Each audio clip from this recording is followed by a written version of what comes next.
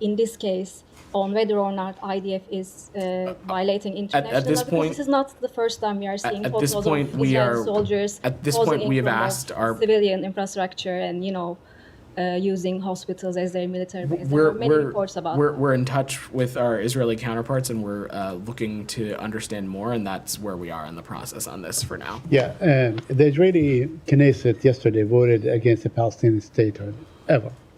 Do you have any comment on that? Would that sort of make you adopt a different approach, or would you have like a mechanism to ensure that there is going to be a Palestinian state despite now it is legislated into law, or will be legislated into law, that no Palestinian state will ever emerge? So look, Said, I'll let Israeli officials speak to their own legislative chamber and the actions that chamber takes. It's interesting to me that you don't want to come out, you wouldn't come out and say, right, this off the top in response to the first question, that this is something that you oppose, and that this is because I can recall less than 2 months ago, you guys weighing in very significantly on Georgia's parliament passing a law that you didn't like, on Uganda's parliament passing an anti-LGBTQ law that you didn't like, and there was no reticence at all. Right, so before I play the video of today's State Department press conference, which was fronted by not Matt Miller, who was not there surprisingly, so it was Vedant Patel, who is another spokesperson. And we have seen him performing, in a comical manner in the past. So anyway, so today was no different. Again, Gaza dominated. There are three different issues that I need to talk about in very, very quickly before I play the entire press conference, which focused on the bit that focused on Gaza, the current genocidal campaign launched by the Israel's rogue regime in Gaza. So the first thing, Vedant Patel has almost confirmed now that the pier that was built by America for a whopping $320 million, yes, $320 million on a temporary pier, which was of absolutely no use. Even though these clowns would tell you that this was an amazing success, the bottom line is that it did not meet the objective that Americans were trying to sell to you, to us, to everybody. It didn't work.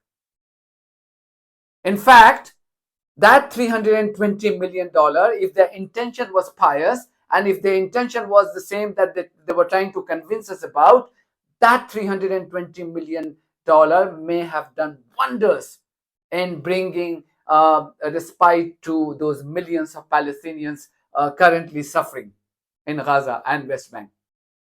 And that was a bit that I thought, the journalists ought to have, challenged this fellow more. They didn't do so in a manner that I would have wanted them to do so. So that was one bit. The second bit, where the journalist Saeed asked this Patel guy about Knesset passing for a resolution that opposes the creation of Palestine, independent state of Palestine ever. So on the one hand, Americans tell you that they want two-state solution. On the other hand, the illegitimate child in the Middle East, which is Israel, and its parliament is passing a resolution, that there will never be an independent state of Palestine. That's exactly what they voted for. So when Saeed raises that how does that sound, in view of your continued public rhetoric that you want the two-state solution, how does that sound? This guy, as expected, evaded the question. And he said he will go back and get more details. He's no expert on Knesset legislation. And he was rightly reminded by journalist Matt Lee that you were very quick when Rwandan parliament was passing a bill against LGBTQ, when Georgian parliament was passing a bill on the freedom of speech. You were very, very quick. I remember this Georgian parliament bit on 20th of May. That fellow, Matt Miller, he had started his press conference with strong condemnation and strong warning to Georgia. Earlier today, the Georgian parliament voted to override the Georgian president's veto of an anti-democratic foreign influence bill that fails to conform to European norms, effectively turning the bill into law. The United States condemns this action. In passing this law, the ruling Georgian Dream Party moved the country farther away from the European integration path and ignored the Euro-Atlantic aspirations of the Georgian people, who have taken to the streets for weeks to oppose this law. The Georgian Dream has disregarded the Council of Europe's Venice Commission legal assessment and that of Georgia's closest partners, who made clear their concerns that the law would stigmatize civil society and media and limit fundamental freedoms. The ruling party's actions and anti-Western rhetoric threaten Georgia's democratic trajectory, future economic security, EU membership, and also put the U.S.-Georgia relationship at risk. Last week, Secretary Blinken announced that anyone who undermines democratic processes or institutions in Georgia, as well as their immediate family members, may be found ineligible for U.S. visas under a newly announced policy precluding travel to the United States. The United States has also launched a comprehensive review of bilateral cooperation between the United States and Georgia. As Secretary Blinken said last week, we will take Georgia Dream's actions into account as we decide our own. But when it comes to Knesset passing a similar legislation which literally bars the creation of an independent Palestinian state, this guy wouldn't commit. Now, if you ever wanted to see the duplicity of American policies on Israel and Gaza, this was another moment. So when Americans tell you that they are serious about peace in the Middle East, they're lying. They're lying through their teeth. And number three, before I play the excerpts of today's press conference, was the journalist asking, this is the second time in a row. Yesterday she asked a question about the Israelis terrorists using a Turkish hospital as a military base, and one terrorist posing for camera outside the hospital. This was a question that the same journalist had asked Matt Miller yesterday, and he said he will go back and get more details and come back. Today was the second day, and this guy had no different answer. He said he will go back and get more details. So that's how disingenuous these clowns are. They waste your time and they make you believe that they are serious about establishing peace in the Middle East, but they are not, because it will entail taking stern action against the illegitimate child called Israel. If America wants peace in the Middle East, it can do so with a phone call. That's the kind of clout America enjoys over Israel. Because at the end of the day, Israel is a beggar. Without American aid, without Americans' dole, without Americans' charity, Israel would not survive for a single day. It's been 3 months, right? And the Rafah border has not opened. If America wants, Rafah border will open straight away now. But America doesn't want that. America wants people from Gaza to suffer and die in starvation.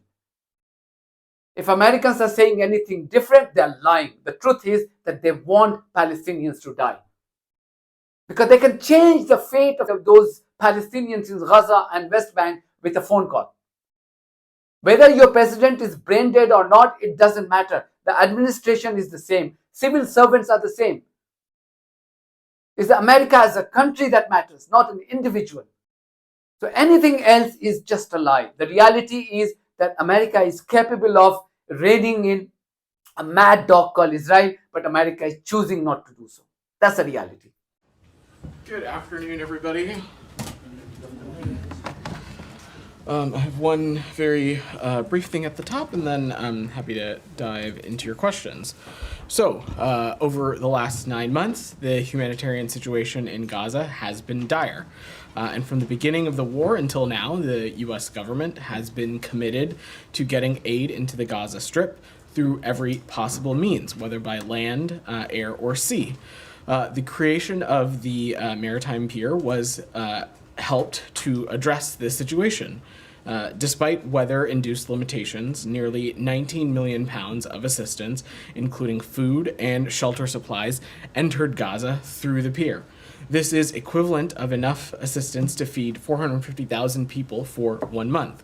The platform was helpful in allowing more aid to enter Gaza, both directly via the pier and through the Ashdod port, and demonstrated the value of having enhanced communication and coordination between the United States the Israelis, and humanitarian organizations to improve deconfliction mechanisms. This coordination cell, which supported humanitarian maritime operations, has demonstrated that ongoing coordination between multinational and humanitarian organizations is vital. It is vital to the efforts to improve aid worker safety. In turn, creating a safer environment for aid workers will help humanitarian partners get assistance to people in the greatest need across Gaza. This model of coordination has now been agreed upon by the government of Israel and to be extended to all of Gaza. This new process will allow for safer movement of aid deliveries through all crossings to include the vital land crossing we desperately need to be fully operational. The needs in Gaza are staggering, and the humanitarian conditions in Gaza are unacceptable, and very significant challenges remain for delivering sufficient life-saving humanitarian assistance to Gaza, including the closure of multiple land crossings, insecurity, and logistical and capacity constraints. From the early days following October 7th, the President, the Secretary of State, and the U.S. government worked to open crossings and to facilitate humanitarian assistance, and we will continue to press for the conditions to ensure the safety of humanitarian actors and activities, open additional land crossing, remove impediments to the delivery of humanitarian aid, and do far more to prevent the innocent loss of lives and the killing of innocent civilians, including, of course, humanitarian workers. We know that more aid needs to get to civilians in Gaza, which is why we are continuing to work around the clock to broker a ceasefire agreement that would allow for a massive surge in aid to all in need and to see the hostages come home. So with that, Matt, I am happy to dive into your questions. Just on the pier, so is it the view of the State Department that this initiative was cost effective?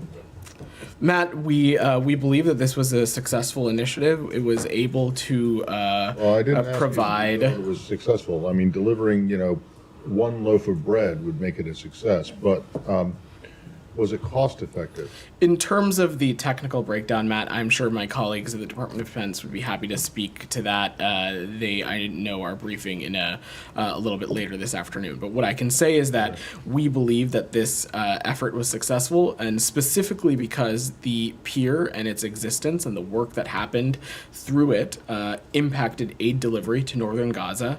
It successfully delivered millions of pounds of aid to the people who need it, nearly 19 million, as I mentioned. And its use helped overall the increased flow of aid and alleviate conditions in northern Gaza. Not at all to say that the situation is resolved or conclusive or anything like that, but overall it was a effort that we believe was successful. Okay, and then just at the very top of what you said over the last 9 months, the humanitarian situation in Gaza has been dire. Is it the view of the administration that prior to 9 months ago, prior to October 7th, the humanitarian situation in Gaza was just fine? No, Matt, not at all. I was, of course, speaking in the context of the months following October 7th. Of course, the Gaza Strip has long been an area that has needed consistent humanitarian access, consistent humanitarian aid, and I didn't mean to imply the otherwise with my comments. Right. Thank you. Can I just follow up on the pier? Can I?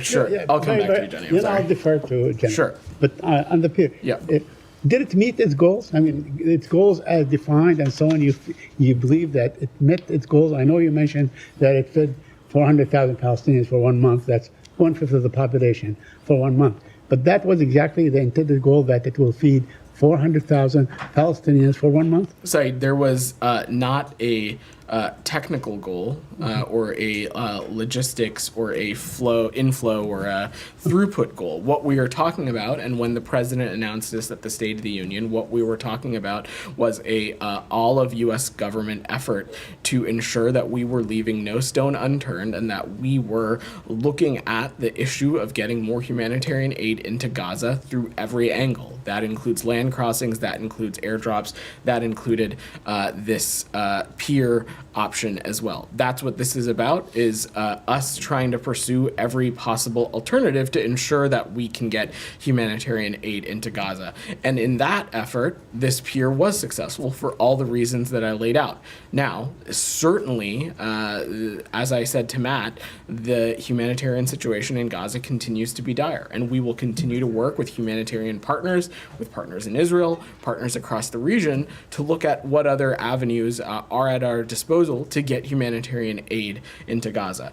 I believe Ashdod Port will continue to play an important role, especially for aid that is moving through Cyprus. We'll continue to work closely with our partners in Israel and others in the region to do everything we can to get more land crossings open. So this is not at all not at all to say that the humanitarian picture in Gaza is perfect. What I mean to say is that this pier served a purpose. We believe that purpose was successful in what it was able to accomplish, and we will continue to work hand in hand with partners at USAID, at the Pentagon, and the region to make sure that there are other avenues being looked at also. I defer to Jennifer, then I'll take my turn. Sure. Jen, go ahead. Was this aid actually distributed within Gaza, Vedant? Because WFP had to suspend its operations due to security issues, and I know they did a one-off thing to move it all to their warehouses, but was it actually distributed to the people? My understanding is that there has been, some of the aid has been able to be distributed. I would defer to USAID and humanitarian partners to, again, speak to the specific throughput. But yeah, I don't have any updates on that beyond. And then the coordination cell you mentioned, when did the Israeli government agree to? I don't have any specifics on diplomatic engagements on that, Jenny. I will just know that this is separate than the cell that we have talked about previously. When So this is a new cell? Correct.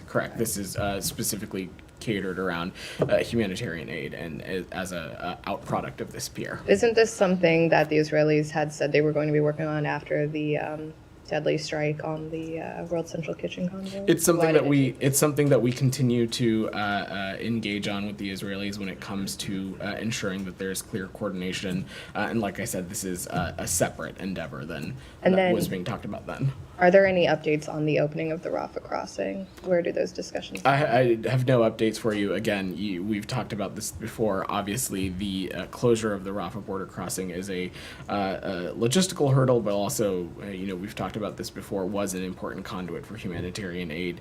We're continuing to work and have discussions around that. But broadly, we are doing everything we can to get a ceasefire agreement across the finish line, because we continue to believe that it is the most potent way to get a surge of humanitarian aid into the Gaza Strip. And then my last question on Gaza, there was a very disturbing BBC report earlier this week about a man who had Down syndrome, whose mother said he was attacked by IDF dogs and left to die. Does the State Department tracking this report? Have you asked the Israeli government to investigate? I'm not aware of this specific report, Jenny, and I'd defer to the IDF to speak to it specifically. Broadly, though, not speaking to this specific instance, it has been our clear call that rules of engagement, that protections for civilians be respected and abided by throughout the course of this conflict. But I don't have much about this specific incident, but I'm happy to check. Said, then I'll come to you, Nick. Yeah, the Israeli Knesset yesterday voted against the Palestinian statehood, ever. Do you have any comment on that? Would that sort of make you adopt a different approach, or would you have like a mechanism to ensure that there is going to be a Palestinian state, despite now it is legislated into law, or will be legislated into law, that no Palestinian state will ever emerge? So look, Said, I'll let Israeli officials speak to their own legislative chamber and the actions that chamber takes. But the United States is committed to advancing enduring peace and security for Israelis and Palestinians alike. And we believe that the practical and way for that is a two-state solution, a Palestinian state that is standing side by side with Israel.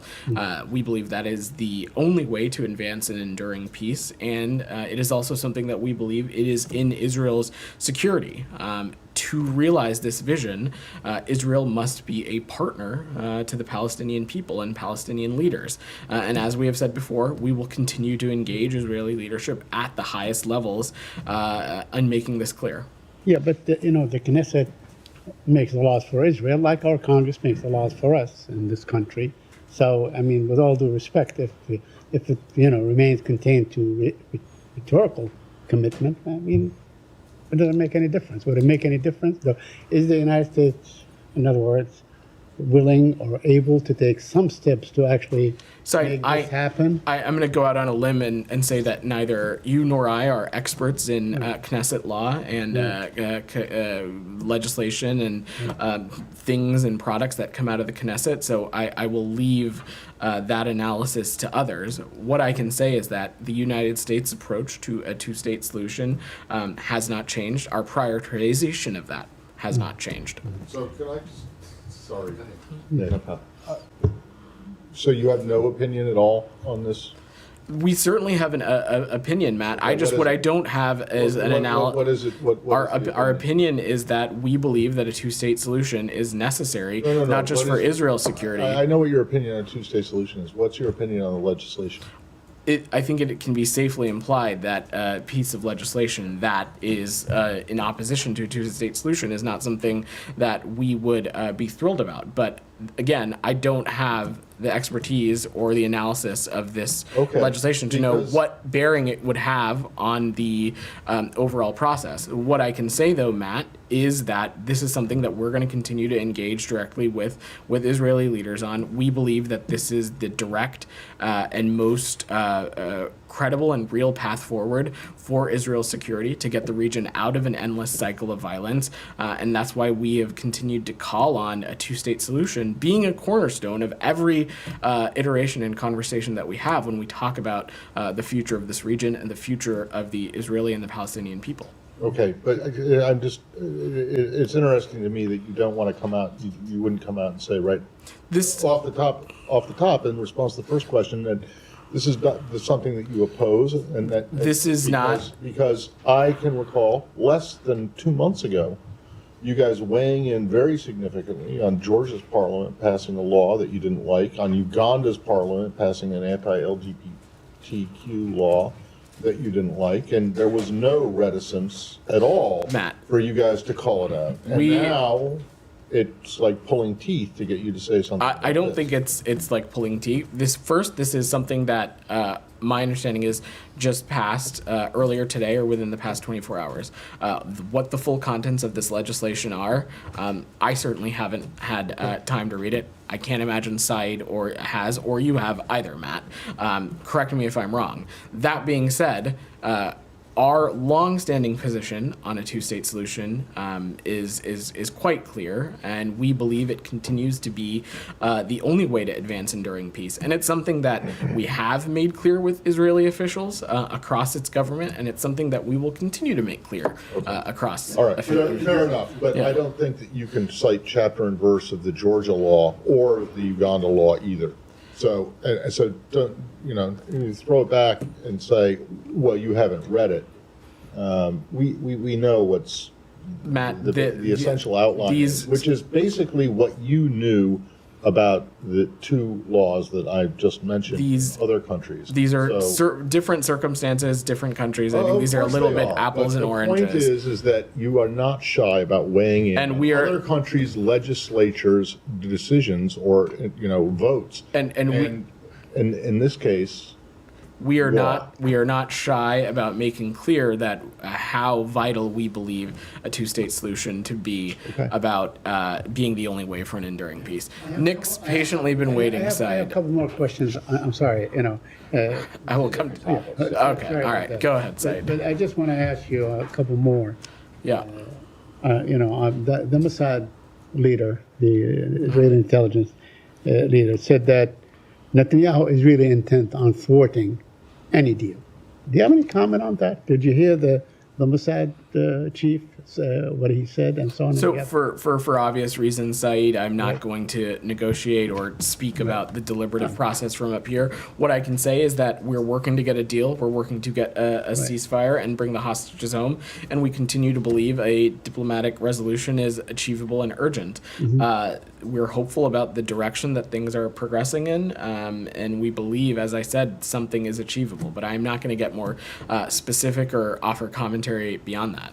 But Mr. Barnea, the head of the Mossad, is the guy who is really heading the negotiations. So he knows. He knows exactly what's going on. He knows that his prime minister is not allowing him to go forward with the deal. You don't have a comment on that?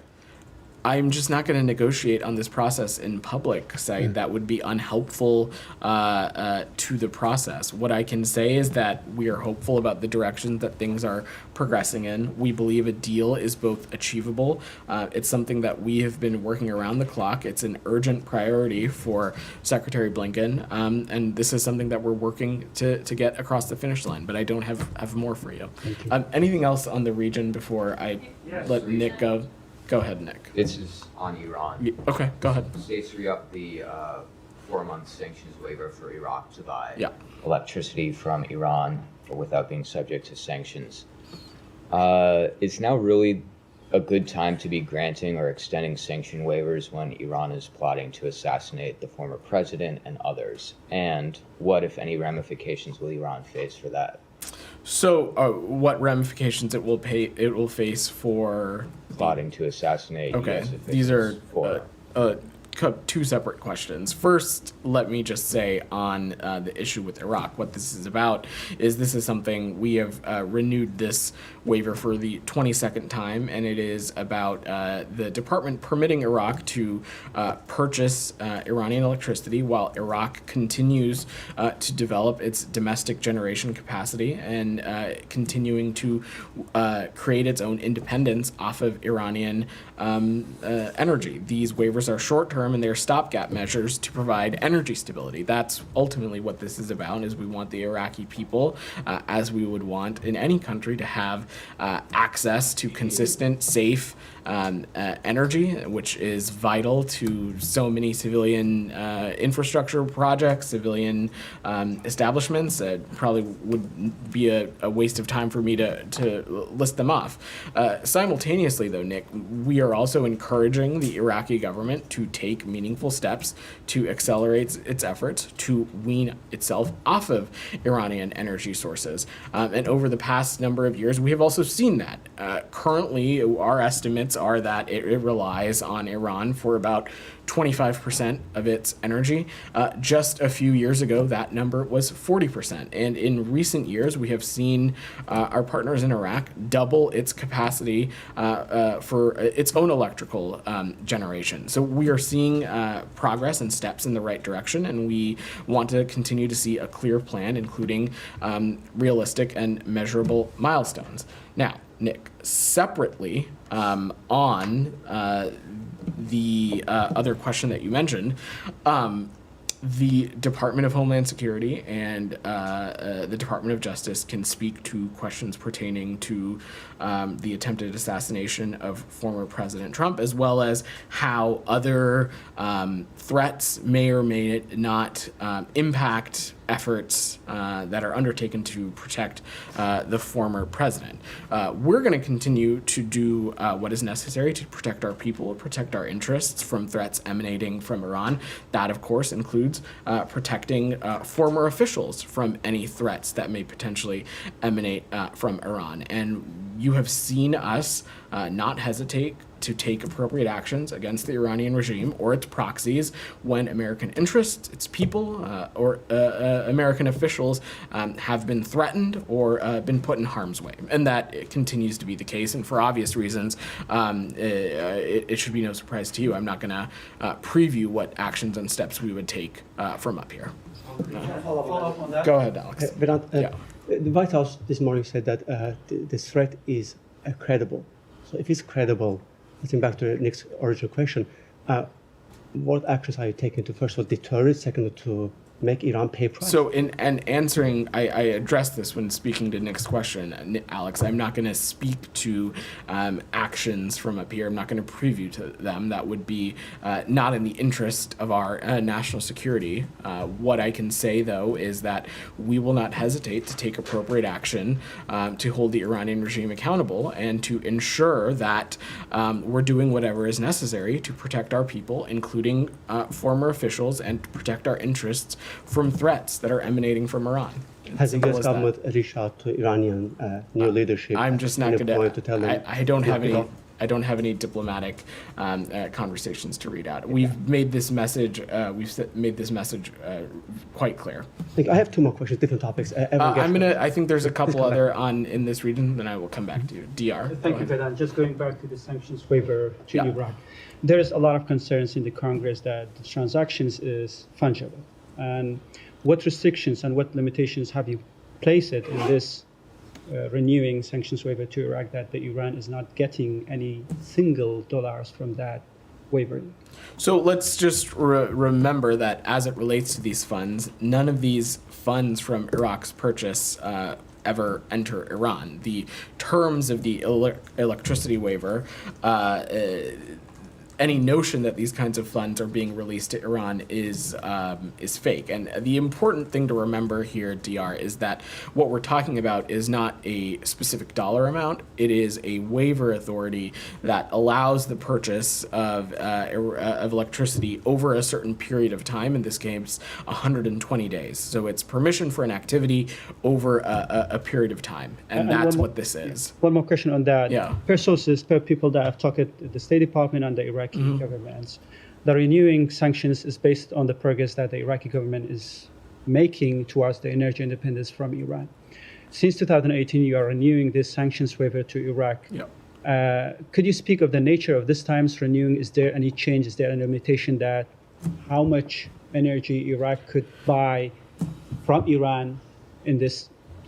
So the government of Iraq can speak to how much energy they may or may not need over the course of this 120-day period that was just approved.